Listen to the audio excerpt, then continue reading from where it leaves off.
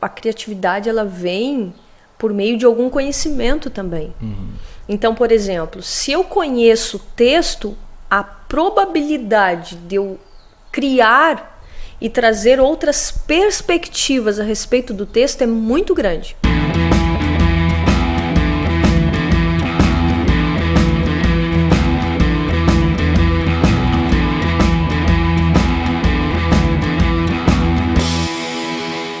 Fala pessoal, tudo bem? Eu sou o Lennon. E eu, Alexandra Trentin. E seja muito bem-vindo ao nosso podcast, onde aqui a gente traz conteúdo para pregadores todas as semanas. E hoje estamos iniciando a terceira temporada e vamos seguir aqui firme, lançando conteúdo para vocês todas as semanas, né, aqui do podcast, que te ajuda aí a montar suas pregações. E também essa temporada a gente vai focar em ajudar os desafios do pregador, né, que são as situações que nós pregadores encontramos no momento de pregar a palavra de Deus, montar a pregação.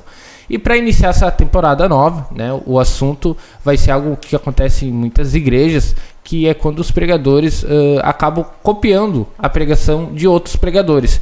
E eu particularmente não vejo algo, né, tão ruim assim, mas o problema é que quando as pregações só são feitas dessa maneira, né? Então isso pode ser um problema. E hoje a gente vai conversar sobre por que isso muitas vezes acontece. Qual é a causa, né, do pregador conseguir montar a sua pregação só copiando os outros. E aí eu faço a pergunta: o que tu acha que causa isso? Em primeiro lugar, a falta de leitura. Sim. Tá? A pessoa copia porque falta criatividade, falta inspiração, às vezes é preguiça, né? Porque, tipo assim, eu não quero gastar aquele tempo pensando, lendo, me dedicando, então assistir uma pregação ali, ouvir e... vou anotar aqui, tá pronta, porque eu achei legal, achei bonita, é profunda e tal. Mas isso acaba gerando essa cópia, né? E nem sempre é legal. Agora também, de certa forma, quem nunca copiou? Né? Quem nunca foi pego com plágio, né? Sim. Eu me lembro que na época que eu comecei a pregar, eu gostava de imitar o Marco Feliciano. Não sei se tu lembra da minha performance. Já até tirou o casaco. Eu tirei o casaco. Eu adorava ouvir o Marco Feliciano pregar. Gente, pra mim, até hoje é um dos melhores, né? Aquelas pregações antigas dele é perfeito em termos de estrutura. E ele tinha uma performance muito boa. E eu me lembro que eu imitava, eu copiava algumas coisas, né? Aquela pregação dos anjos, então, era divina. E tipo assim, a estrutura estava pronta, então tu copia. Agora, o pior ainda é que, além da estrutura ou do conteúdo, é quando a gente reproduz a performance do pregador. O jeito de falar, os gestos, né? Eu me lembro, eu tenho essa memória muito forte na minha cabeça, quando eu estava pregando igual o Marco Feliciano, quer dizer, tentando, né, achar que estava pregando igual. O ritmo, a fala, o jeito de segurar o microfone. E eu me lembro que tinha umas irmãs sentadas assim na primeira fileira que também gostavam do Marco Feliciano. E elas começaram a rir e se olhar. E eu já percebi que eu tava passando os limites, né? Eu digo, elas estão rindo e estão se olhando, porque, né? Quando eu tirei o casaco, gente do céu, eu tirei o casaco, toquei o casaco pra trás. Aquelas duas caíram numa gaitada de risada dentro da igreja.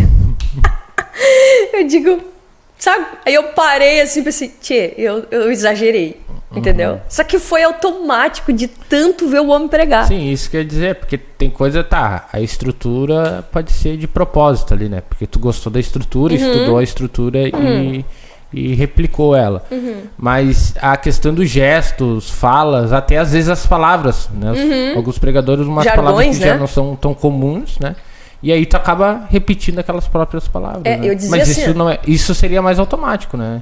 Só que assim, tipo, isso não é legal. Porque daí a gente, que nem o próprio Marco Feliciano dizia, tu não é uma voz, tu é um eco. Sim. Eu me lembro que até as expressões eu usava.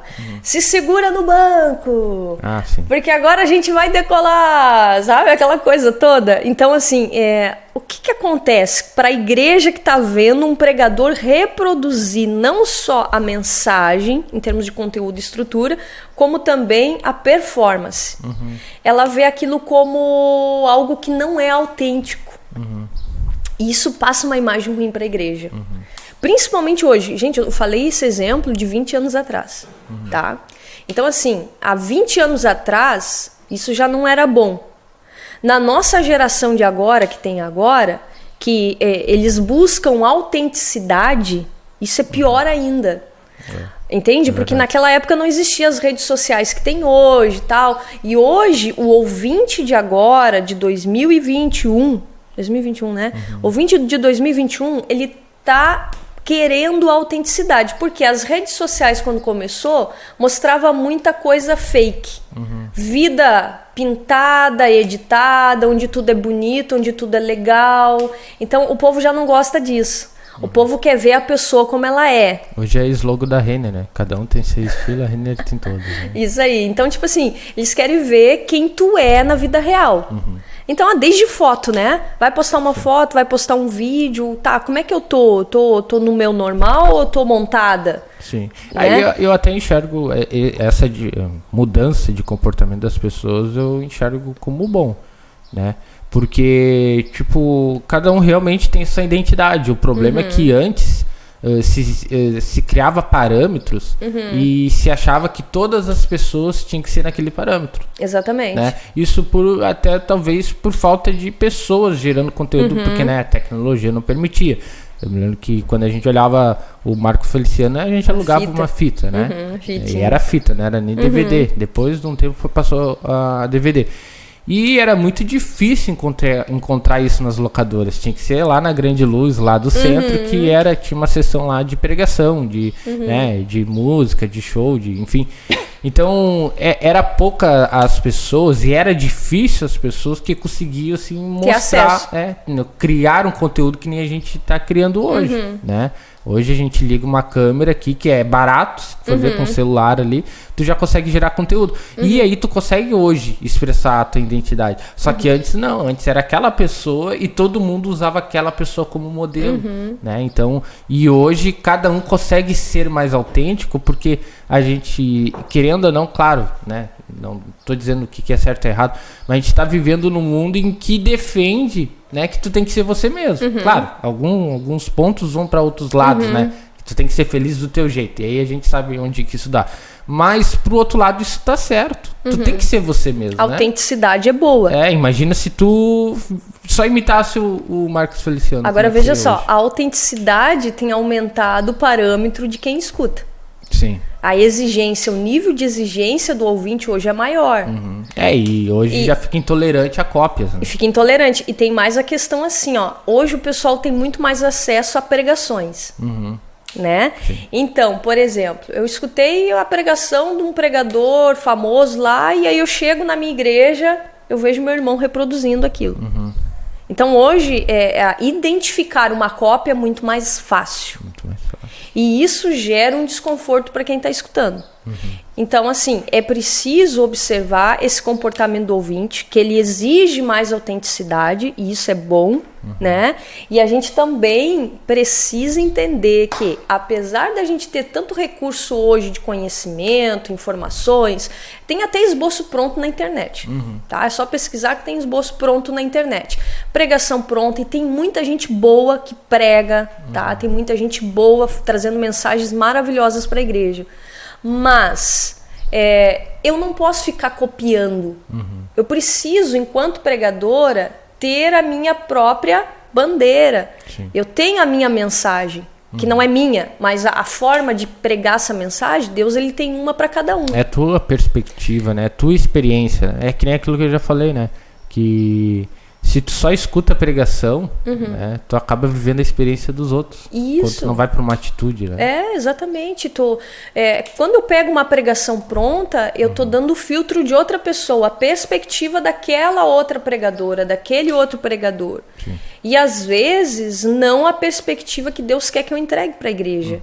Então isso é um problema, tá? Intelectual e espiritual.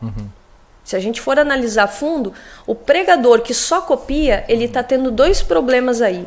No quesito espiritual e no quesito intelectual. Por quê? No espiritual, porque ele não busca inspiração para pregar.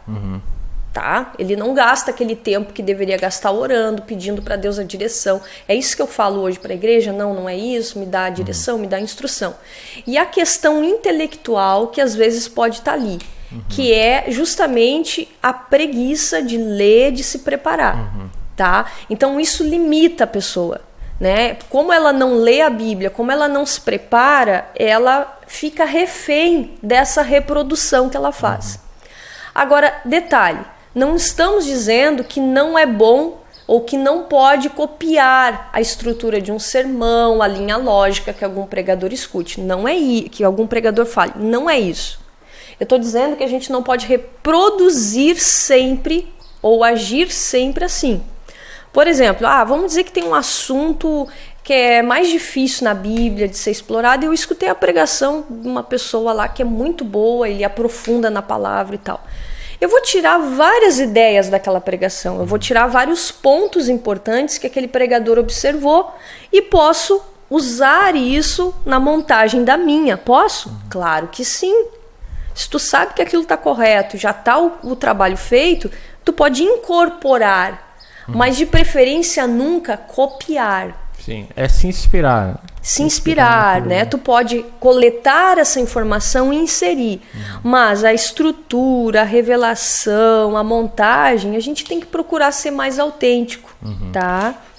O que eu enxergo é que isso é um caminho mais fácil, né? E nós temos a tendência de sempre querer o caminho mais fácil. Exatamente. Né? Só que, mas ao mesmo tempo que é um caminho mais fácil, isso ajuda muita gente que está iniciando. E que nem tu disse, não tem nada errado tu copiar, não, vamos dizer assim, outra palavra, se inspirar tirar ideias de outra pregação. Né? Então, isso pode sim ajudar a pessoa a montar a sua pregação, só que isso é como se fosse uma muleta. Né? Se tu ficar ali usando, enquanto tu não tirar aquilo ali dali do teu lado, tu vai estar sempre mancando, né? Tu vai estar sempre com aquela deficiência ali de não conseguir montar suas pregações. Isso aí, tu usou o exemplo da muleta, né? A pessoa, vamos dizer, sofreu um acidente e ela precisa da ajuda da muleta para poder andar, tá? Se ela vai para uma fisioterapia, o fisioterapeuta vai forçá-la a andar sem. Perfeito, o exemplo é tá? bom. Ela vai forçar, vai doer? Vai. Tô cansada. Vai tirar da zona de conforto. Isso, tá doendo. Tá doendo. Não, tá puxando demais. Sim. E aí ela vai cansar muito rápido, tá? Porque ela não tá acostumada a andar sem auxílio. Então, assim, a muleta, ela ajuda por um tempo. Mas, para ser eficiente, tu tem que ser tirando aos poucos ela, né? Se tu quer andar mesmo. Tem que ter um plano de ação. Tem que ter um plano de ação para tirar. Né? Então, assim, o meu conselho se tu ainda tá usando uma muleta, comece a fazer uma fisioterapia. Tá? Vai doer, vai puxar o nervo, vai cansar, vai ficar desconfortável. Depois da fisioterapia, tu vai ficar ainda com dor, né? Mas assim, é benéfico. Tem que aprender a andar sem auxílio. Sim. Até tu falando, no início ali tu disse que é falta da leitura de Bíblia, né? Eu acho que também, né? Eu acho que sim, a falta de leitura de Bíblia, ela te deixa a começar a fazer isso, te leva a começar a fazer isso. Só que depois, mesmo tu começando a ler a Bíblia, ainda tu pode cair nisso. Pode. Que é, por exemplo, a leitura da Bíblia seria a cura do problema, mas ainda tu não larga a muleta. Entende? Vai precisar da fisioterapia ainda. Isso, então, tipo, né, pro pregador lá que monta essas pregações, evita, tipo, teve a ideia, né? Isso é uma sacada agora que eu tive. Teve a ideia da pregação. Evita assistir pregações daquele tema para se inspirar. Isso aí. Pelo menos no primeiro período ali da montagem da pregação. Isso, perfeito. O que tu trouxe é o que muitos autores ensinam para quem está começando a mexer com a homilética, que é essa arte de montar um sermão. Sim. Principalmente na parte da exploração, que a gente diz até no curso, que é a parte em que tu investiga na Bíblia aquele assunto. O que eles aconselham? Evita interferências externas. Vai para a Bíblia. usa a Bíblia, vai refletir na Bíblia, vai pensar, meditar nela, e dela tu extrai a pregação. Sim. Só depois desse momento de meditação, tu e Deus e Bíblia, tu parte daí então para uma pesquisa. Então, por exemplo, assim, eu vou montar uma pregação sobre... Diz aí um assunto. Sobre Moisés. Tá, me dá um tema. Tonto. Tá, preguei ontem sobre oração. Sobre oração. Tá.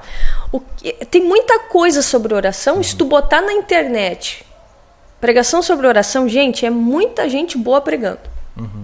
Mas é a perspectiva delas e era o que Deus queria falar para aquela igreja naquele momento, né? Agora, para a igreja que eu estava pregando, o que Deus queria falar? Então eu tinha que ter a minha perspectiva. Eu não fui para a internet para pesquisar e nem ouvi nada. Eu ouvi Deus falar comigo o que era para dizer. Ó, 3 eixos, isso, tá? Beleza, peguei aqueles 3 eixos, pesquisei na Bíblia, diretamente na Bíblia, busquei um personagem para ilustrar aquilo, porque eu digo, bom, Deus falou 3 coisas, deve ter alguém aí que viveu essas 3 coisas de uma vez só. E aí interessante que eu fui descobrindo, né? Ah, olha aqui, tal passagem se encaixa com tal coisa. E aí eu montei uma linha do tempo em relação àqueles 3 tópicos ali daquela passagem. Só depois da estrutura pronta, eu fui daí consultar a questão contextual de cada um dos episódios. Ah, o episódio em que Moisés ele recebe um sim de Deus lá. O que aconteceu? Aí fui ler, pesquisei. Mas estava tudo pronto. E aí, outras pregações, não sei se tu assistiu outras pregações, mas no caso, se tu assistisse outras pregações, essas pregações agora servem para te ajudar a explicar melhor, exemplificar melhor aquilo que tu já criou. Ou seja, as outras pregações vão te servir de suporte para tua pregação. Suporte, bem colocado. E não como estrutura própria. Bem colocado. É isso que o nosso pregador tem que entender. Outras mensagens pode dar suporte. Isso, mas não pode ser... Não pode ser o que vai governar, tá? E assim, uma forma da gente conseguir ser mais criativo e dar mais liberdade para Deus é lendo a Bíblia, tá? É lendo a Bíblia. A cura, que nem tu falou, é ler a Bíblia. Por quê?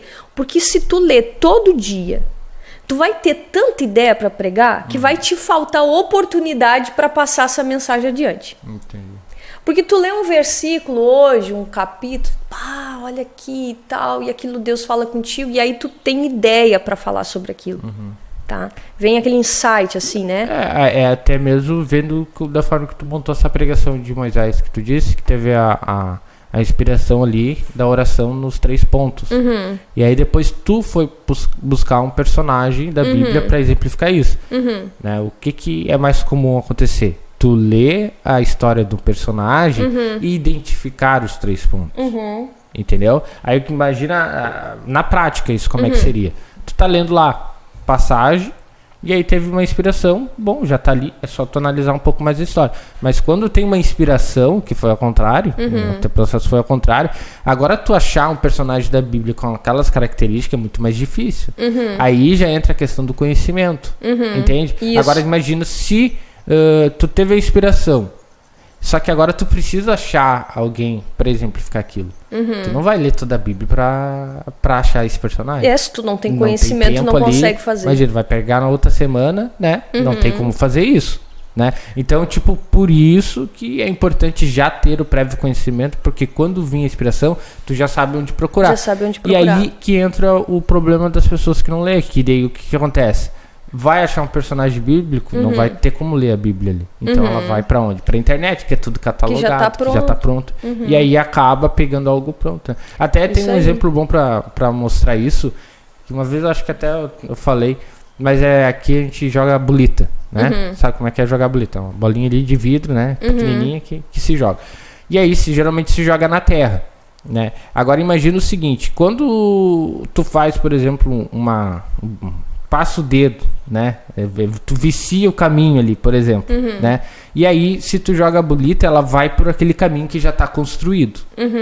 Entende? Não, e é muito difícil ela se desviar daquilo ali.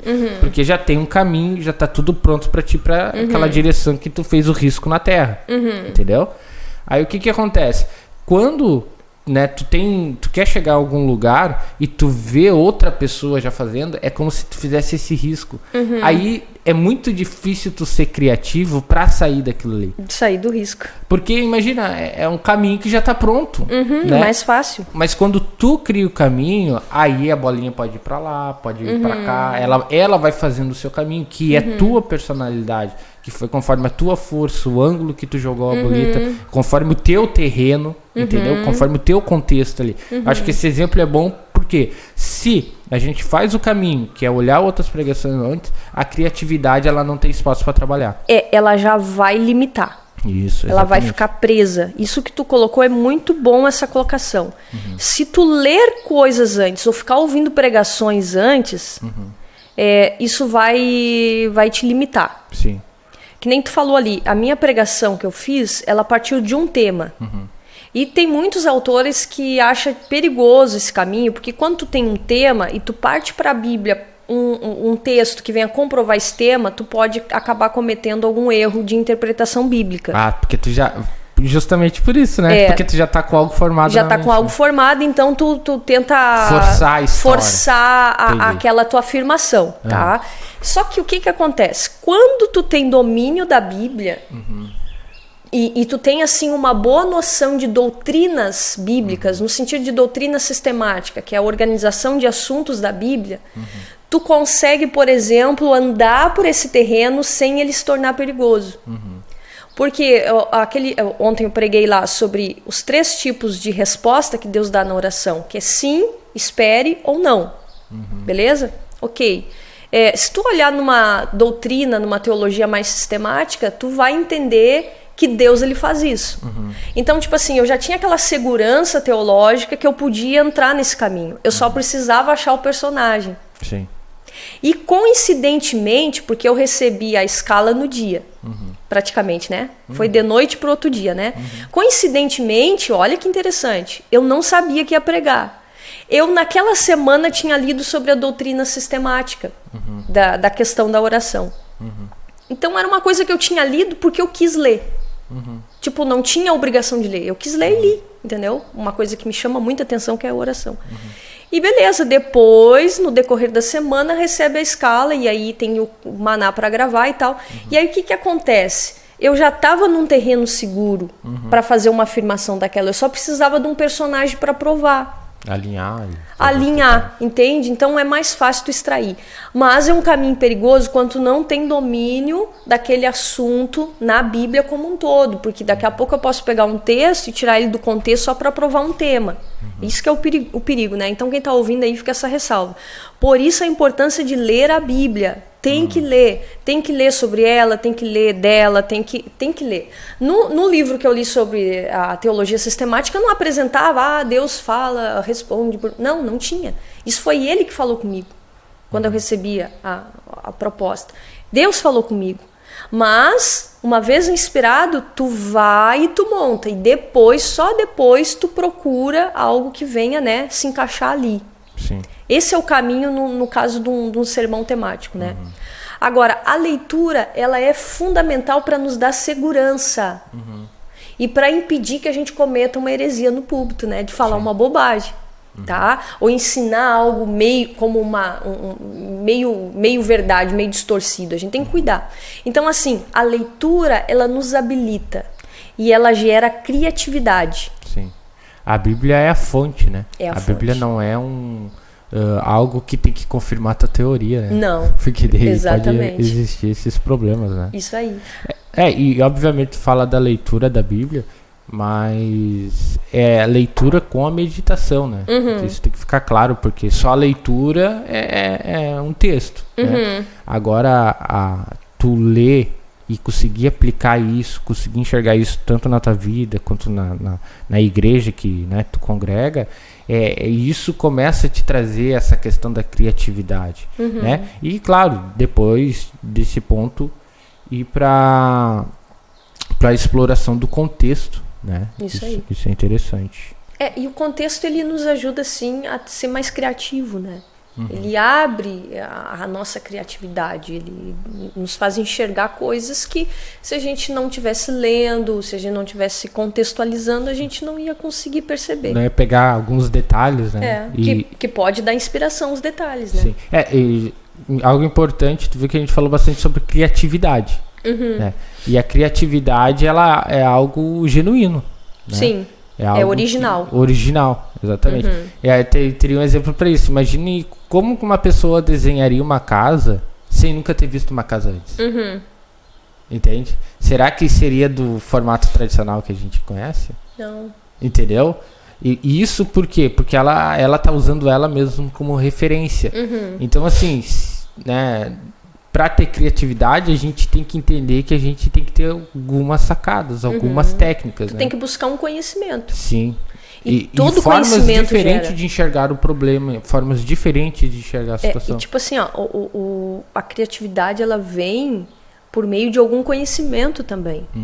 Então, por exemplo, se eu conheço o texto, a probabilidade de eu criar e trazer outras perspectivas a respeito do texto é muito grande. Quer ver um exemplo? A cozinha, tá? Tu pode ter uma carne. Essa carne, tu pode fazer vários pratos com essa carne. Se tu é um cozinheiro experiente, tu vai fazer uma carne assada, tu vai fazer frita, tu vai fazer refogada, tu vai fazer... Como é que é? Assada na brasa, assada no forno. Então tu Até vai... cru. Até cru. Tem gente que come o boi cru, né? Então, assim, tipo, tu tem várias opções de pratos com o mesmo ingrediente. Tá? É que nem a cozinha da mãe, tá, gente? Ninguém cozinha que nem a nossa mãe. Já viu essa expressão? E tem a característica dela, né? A característica dela. Até se tu come uma comida parecida, tu vai pensar, nossa, como é parecida com a comida. Isso aí. O que tem? É uma identidade. Identidade. Né? A gente pode dizer aí, quem é cozinheiro vai explicar melhor que nós. É como se colocasse a identidade da pessoa ali. Porque é o tempero, é o preparo, é o jeito, que nem nós aqui no curso. Por exemplo, no curso aqui de pregação, de homilética, a gente pode ensinar a receita. A gente vai dizer a receita pro ouvinte, né? Pro pregador. Olha, tem que ir por aqui, faz aquilo, coloca tantas pitadas disso, deixa tanto tempo marinando, não sei o quê. A gente vai dizer toda a receita.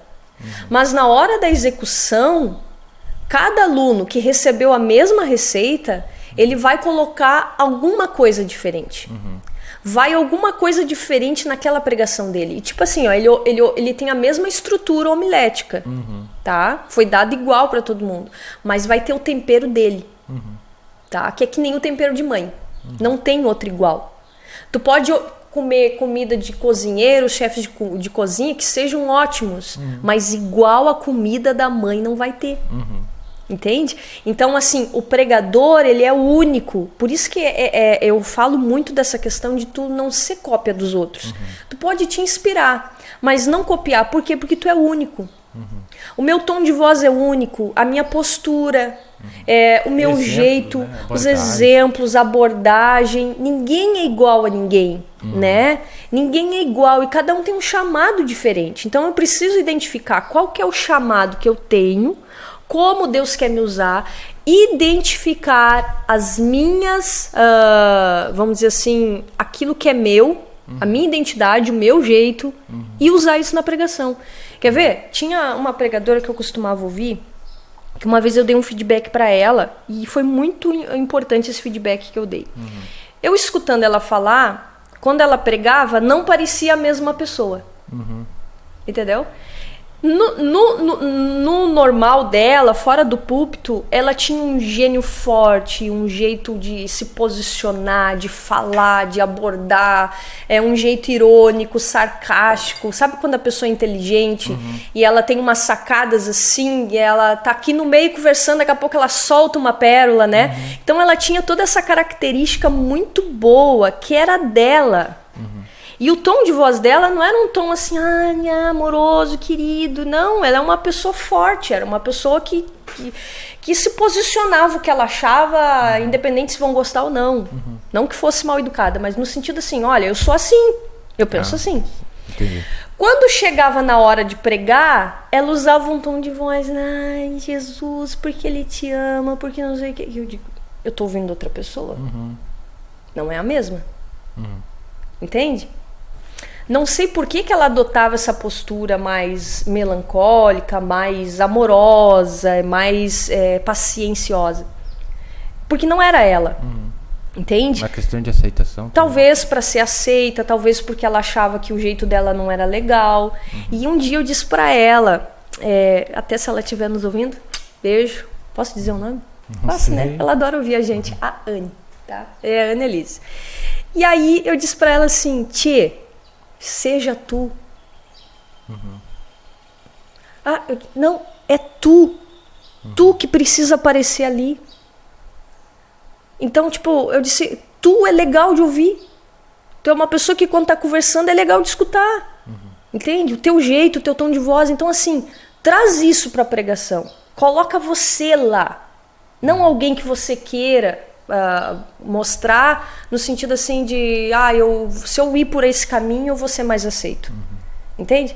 E aquilo foi importante porque ela passou a botar a identidade dela nas pregações.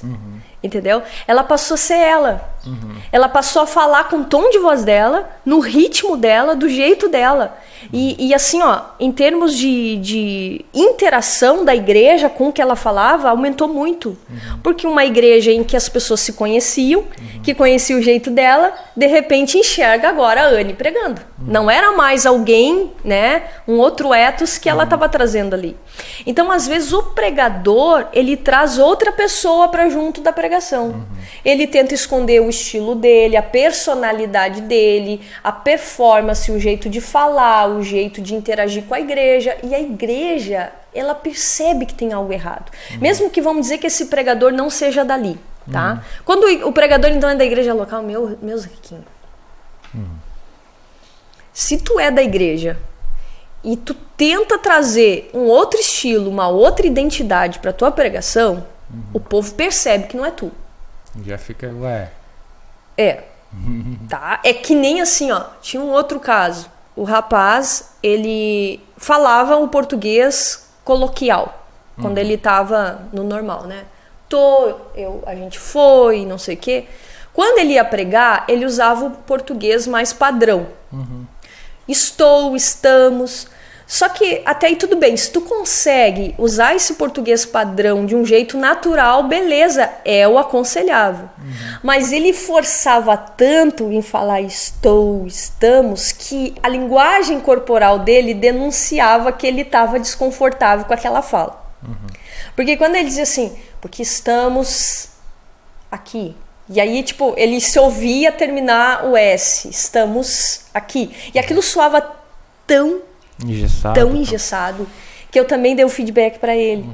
Eu digo, olha, se tu não consegue falar o padrão, fala o coloquial, a gente tá aqui, tá? Porque vai ficar mais natural, entende? Até tu conseguir falar o padrão de um jeito natural. Sim. Mas tu sabe, agora tu falando isso, fiquei imaginando por que as pessoas fazem dessa forma.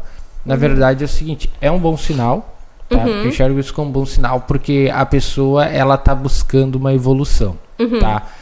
E só que ela tá buscando, ela tá fazendo errado. Da forma errada, entende? Que nem tu tinha lá como é que é o nome dele? O Marcos Feliciano, de uma referência, uma ótima referência, né? E não é só o caso de ser aceito, mas tu queria ser igual a ele. Eu queria ser igual. Entende? Então, tipo assim, aí tá. Aí tu teria que ter olhado pro lado certo de ser igual a ele. Aí tu, né, agora aqui, a gente falando, claro, fica mais claro. Mas na época pra ti talvez não era tanto. Hoje tu percebe que se tu quisesse fazer igual a ele, tu tinha que ter a busca que ele tinha, tu tinha que ter o conhecimento que ele tinha, né? Pra isso tu ia ter o quê? Tu ia ter um segurança no que ia falar e obviamente ia ter uma performance não parecida, talvez, porque não era o teu estilo, não sei, mas tu teria uma postura mais forte no público. Eu saberia como chegar naquele nível. Isso, mas no outro lado, o que é, né? tu tocou o casaco pra trás, entende? De tanto que eu via. Aí que tá, tu acha que tu tendo essa postura, tu ia ficar parecido com ele, porque ele era aceito por outras pessoas, tu aceitava ele logo, né? A Anne é a mesma coisa. Talvez uma grande referência dela seja alguém que fale de forma calma. Possivelmente ela ouvia Entendeu? alguma pregadora que era assim. O outro lá, que eu não sei quem é, mas falou do português. Daqui a pouco ele gostava de alguém que pregava e falava daquele. E ele achava que para ser um bom pregador ele tinha que falar. E na verdade, sim, precisa. Só que existe uma evolução. Tu vai ter que ler, para conseguir começar a colocar melhor as palavras. Treina na frente do espelho. Exatamente, não é forçando no púlpito, entende? Mas assim, diferente se estava fazendo errado ou não, existe uma boa intenção de evolução. O que não existe é um conhecimento de como chegar lá, né? Que aí é aquilo que a gente até falou no podcast lá de planejamento, que aí tu precisa de uma pessoa para te instruir a chegar nesse caminho, né? Porque que nem a gente falou, tá, ali é a primeira sacada que tu deu, né? O que a gente faz diferente? Tu disse ler a Bíblia. Tá, beleza. Ler a Bíblia adianta só ler a Bíblia? Não adianta. Tu vai ter que parar de ouvir as outras pregações antes de tua pregação estar no mínimo 70% pronta. Tudo começa lendo a Bíblia. Entende? Né? Então assim, agora eu vou ler a Bíblia. Não, mas não resolve só aí, entendeu? Tem que ter um conjunto de coisas que a gente só vai ver por alguém que já passou por lá. Né? E aí eu acho que é aqui que a gente tá ajudando as pessoas, né? Pegar o que eu já fiz, o que a gente já viu, o que tu já fez, o que tu vê nos outros pregadores, porque tu também ajuda bastante pregador e consegue identificar, né? E quando tu fala da Anne, talvez tu tá falando aí com quantas mulheres. Quando tu fala ali do português, com quantas pessoas tu tá falando, né? Quando tu fala de ti lançando o casaco lá do pastor Marcos Feliciano, quantas pessoas tu tá falando? Gente, se alguém que nos ouviu lançou o casaco também, escreve aí nos comentários, por favor. Por favor, compartilha conosco. Eu quero saber que eu não passei essa vergonha sozinho. Mas isso é interessante, né? Quando a gente pega alguém que já passou por isso, ou já viu que alguém passou por essa situação, para ajudar a existir essa evolução que às vezes a gente tenta forçar no público, tenta forçar de outra maneira. Né? Uma coisa interessante que tu trouxe em relação, por exemplo, ao Marco Feliciano. Eu gostava muito e queria ser igual. Mas a minha capacidade intelectual na época não via quais elementos. O que ele fazia para chegar naquele ponto. Para chegar naquele resultado, sim, né? Resultado, exatamente. Entende? Então, assim, ele tinha uma ótima performance, ele era ousado, ele não tinha vergonha, o tom de voz dele. Quanto será que ele trabalhou para ter aquele tom de voz, falar daquele jeito, né? Então, assim, ele tinha todo um processo que eu tinha que ter observado na época, que não era só reproduzir os trejeitos dele. Então, assim, por que o povo gostava de ouvir ele pregar? Porque a pregação dele, em termos de estrutura, era impecável. Tá? A estrutura oratórica e retórica dele era impecável. Tá? Eu até hoje, não consegui achar um pregador que se encaixasse na retórica de Aristóteles que nem ele. Que é na questão assim de estrutura, de introdução, desenvolvimento, conclusão. Ele sabia como ninguém fazer uma introdução. A gente hoje vê muito pregador bom, que é bom, mas parte do desenvolvimento em diante. Não consegue fazer uma boa introdução. E o Marco Feliciano sabe fazer uma boa introdução. E todo o sermão dele, introdução, desenvolvimento, conclusão, tinha uma unidade. Tudo se encaixava. E era interessante, né? Ele falava também com bastante empatia. Muita. Né? Porque eu me lembro que as fitas deles eram longas, né? Era de 2 horas e pouco. E a gente ficava com os olhos estralados. Tinha umas bolitas, assim, ouvindo. Né? Ouvindo ele. E gostava, entendia e aplicava. Porque não tinha só aquele fator da explosão espiritual. Tinha aquele fator, assim, da estrutura da pregação. Sim. Tá? A estrutura da pregação.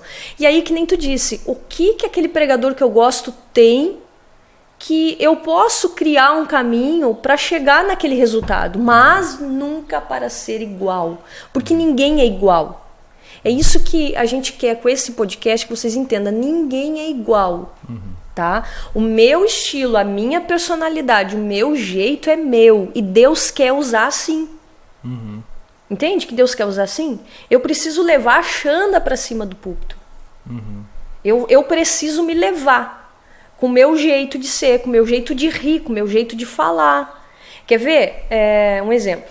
Os nossos vídeos lá no começo do canal lá, a gente tá muito tímido, né, e tal, né? E agora a gente percebe, quando a gente assiste, a gente percebe uma evolução. Mas não é uma evolução assim, em termos de técnica, isso aqui, não. Uma evolução de tu ficar mais à vontade, tu ser mais tu, tá?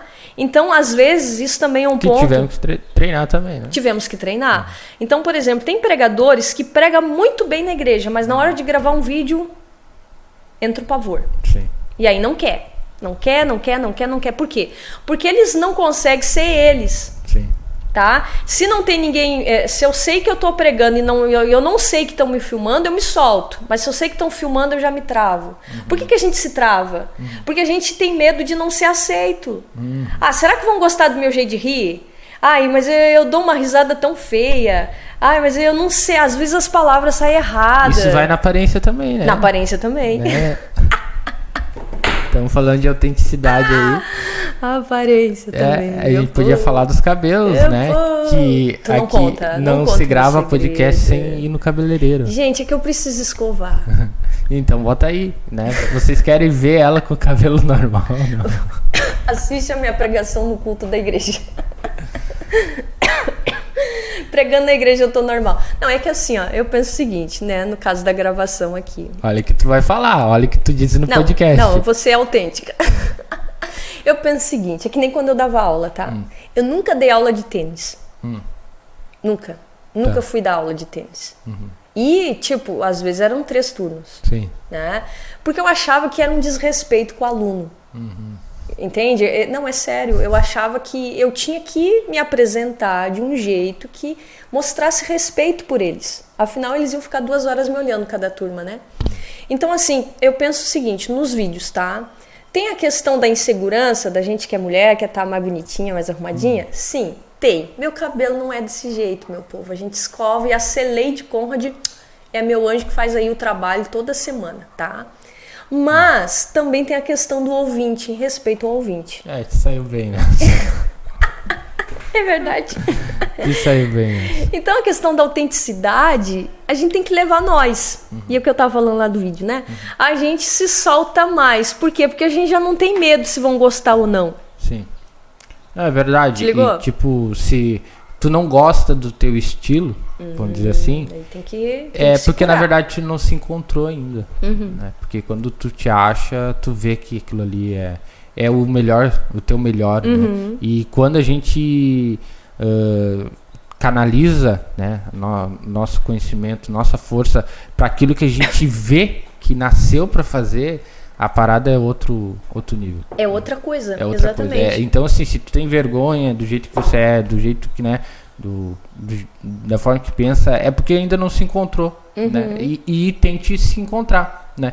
Não é olhando os outros que tu vai te encontrar, né? Olhando para dentro de si mesmo, tu tentando evoluir você mesmo, né? E porque Deus nos chamou, né? Ele quando chamou a Alexandra, ele sabia o que estava fazendo. Sim. Ele me chamou com as características que eu tenho.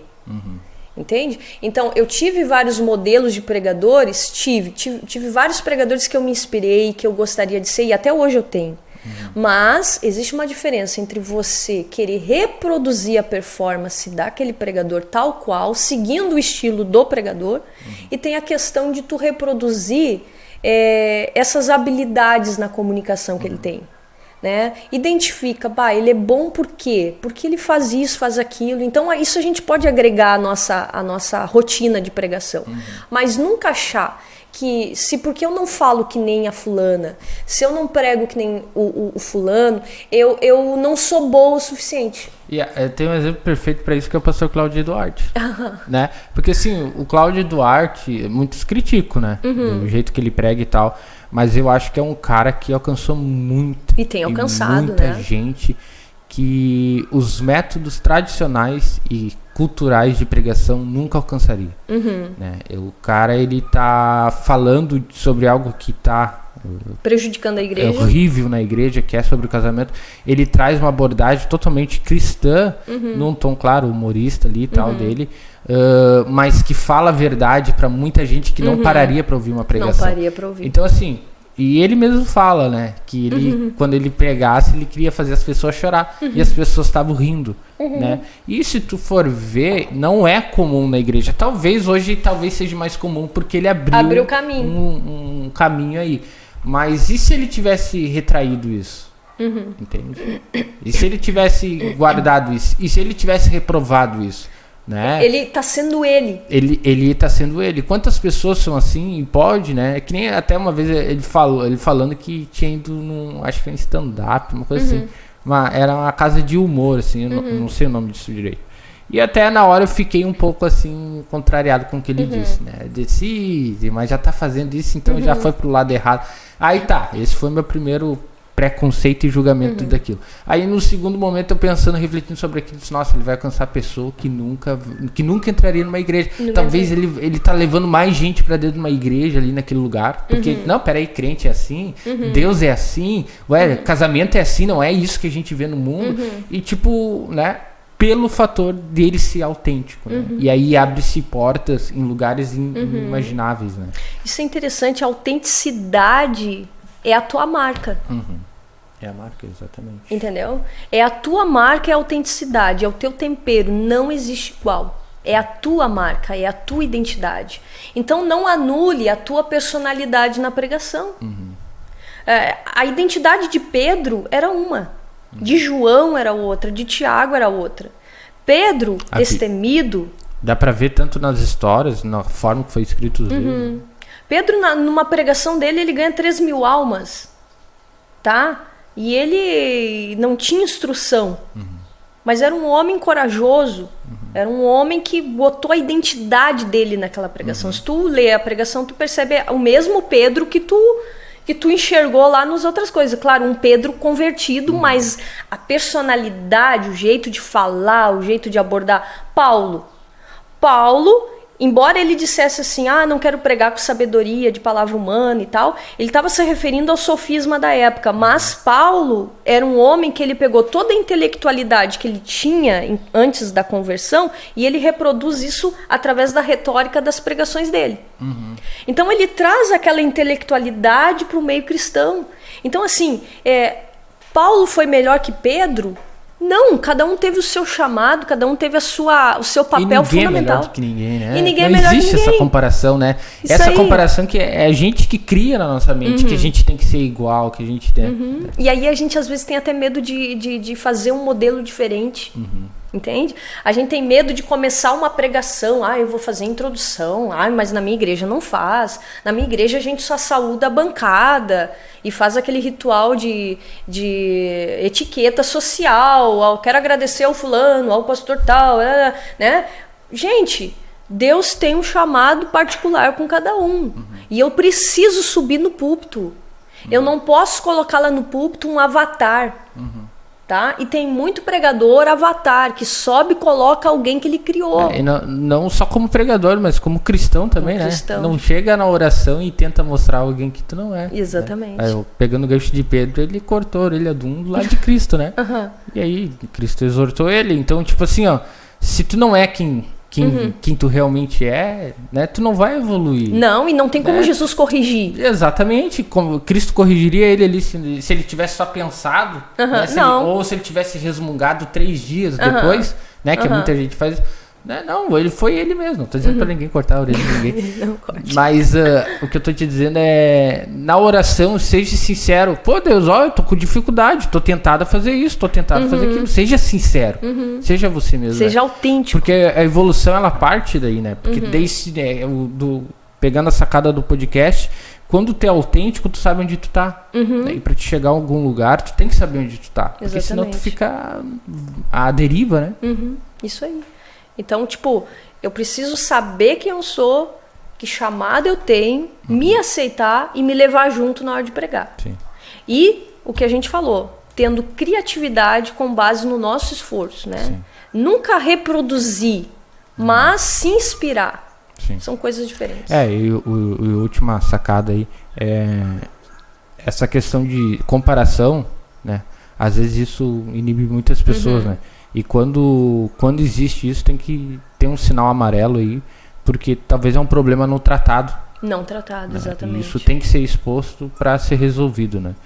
Isso é importante porque a comparação é algo forte. Talvez vai revelar algum trauma de infância, vai revelar algum problema que tu já teve. Alguma insegurança. Ou daqui a pouco uma motivação errada.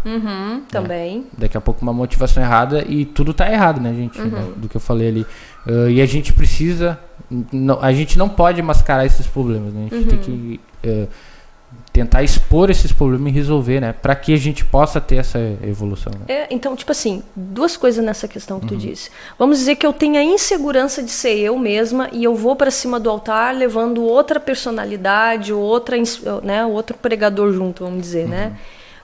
Eu preciso tratar isso.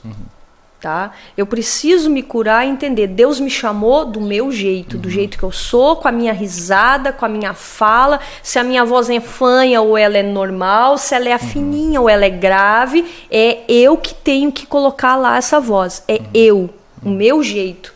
A minha cultura, a minha história precisa subir junto, tá? Então, preciso me aceitar. Agora, se eu me comparo no sentido também de querer fazer, vou fazer assim porque eu quero ser superior ou eu não quero fazer por menos do que o fulano lá ou a ciclano que pregou semana passada, a motivação também está errada. Sim. De querer aparecer. Tem que olhar os resultados certos, né? Os resultados do pregador não é quantidade de visualização e likes, né?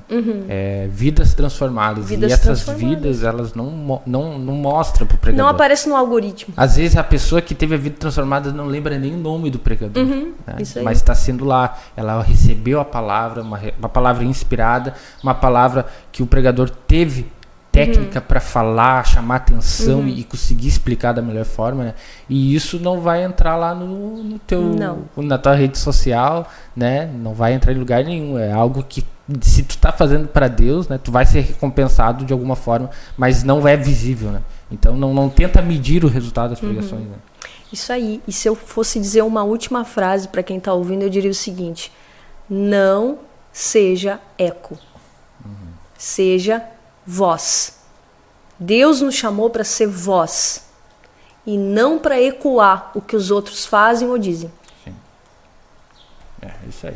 Esse foi o podcast de hoje. Espero que você tenha gostado, né? Se você gostou, curta o vídeo, compartilhe com alguém que tem interesse em pregar, né? Eu acho que a gente trouxe bastante sacadas interessantes nesse podcast e até acho que dá um carrossel disso, né? Dá fazer um carrossel, pra botar lá no Instagram pra gente lembrar, né? Porque como foi bastante coisas, né? Algumas estavam programadas, outras não, vieram na hora. Então acho que é importante a gente organizar esse material e botar lá no Instagram, até para que você possa lembrar futuramente disso, né? Então, se você não curtiu ainda nosso Instagram, curte lá, né? Vai estar o link aí embaixo no vídeo do YouTube.